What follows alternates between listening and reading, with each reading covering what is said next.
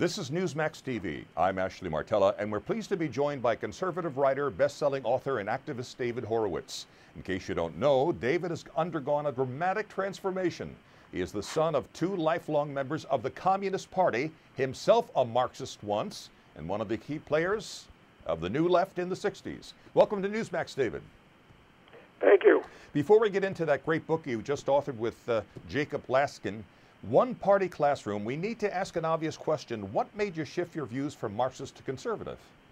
The Black Panther Party, which was the icon of the left, murdered my friend. And about the same time, the anti-American left won, so-called anti-war left, but there really was an anti-American left, forced America's withdrawal from Vietnam and Cambodia, and the communists proceeded to slaughter 2.5 million people, and I realized that my parents had led me down the wrong path, and I've never looked back since. All right, David, your book has 12 chapters, each focusing on a different school. Your first chapter is about Duke University, one of the country's biggest name schools, as well as one of the most expensive.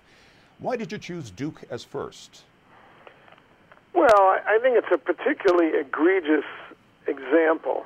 Everybody knows the case against the lacrosse players. The 3 Duke lacrosse players were falsely accused without any evidence by a drug-addicted criminal of raping her, a rape which never took place.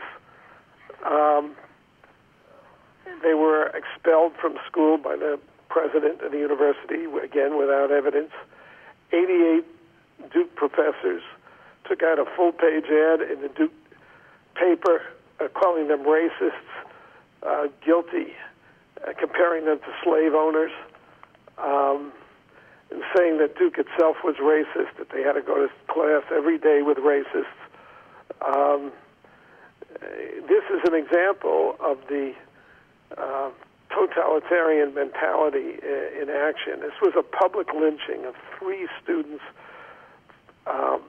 whose crime was that they were white, they were middle class, and they were jocks.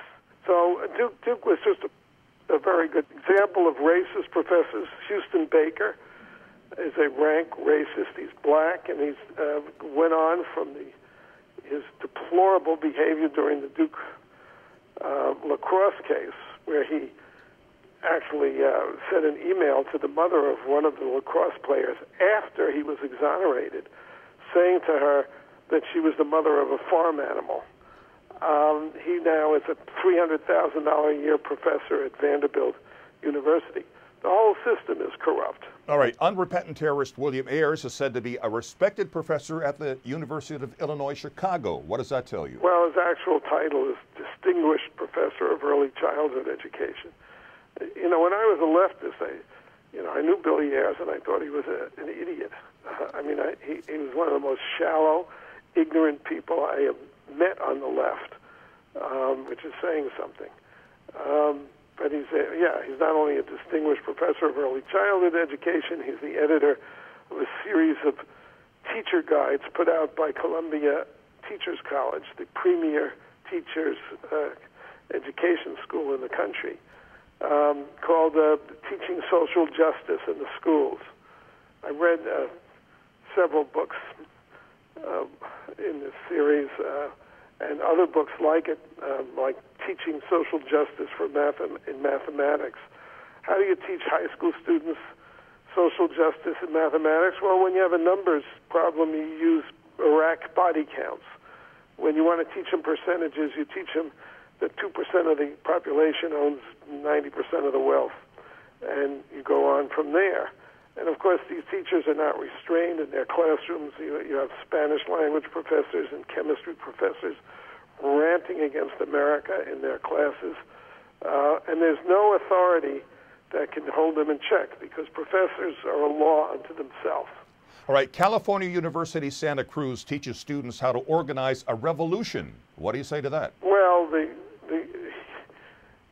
this course is described in the university catalog in these exact words: the goal of this seminar is to learn how to organize a revolution, and then it tells you the revolution is anti-capitalist.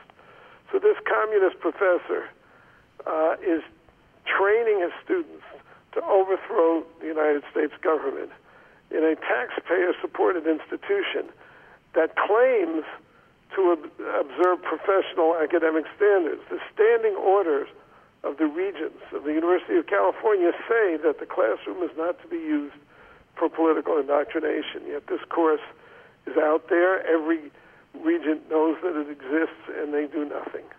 This is a huge scandal, and it also is a tremendous threat to the future of this country.